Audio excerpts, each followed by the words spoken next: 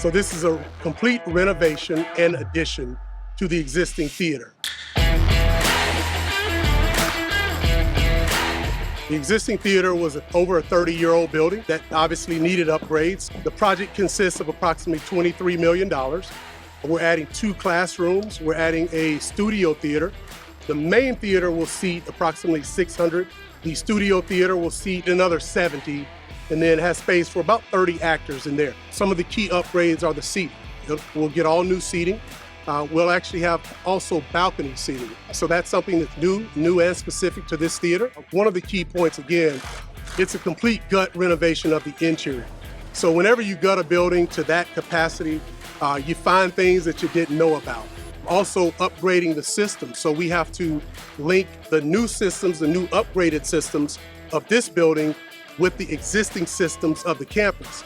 Water, sewer, fire alarm, fire sprinkler, etc. And then adding to the building. As you can see, the existing brick, you can't match it, you can't buy it anymore. So our designers and architects had to be very creative with creating a design that could complement the existing brick. So anytime that you have those structural challenges, you're adding a new structure to an old structure. It's typically very challenging, not only for the subcontractors, for those that are managing and the designers. We will be turning over the 2 new classrooms and the back of house space for the start of the school year.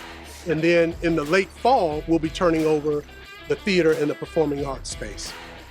So our students will have an opportunity to excel. They're learning and training in an environment that's going to help them to excel once they finish. And I am so grateful and so honored for the district and the community and everyone who's paying taxes for supporting this wonderful initiative, because it's going to be great for our community, for our students, for our staff, and for everyone involved.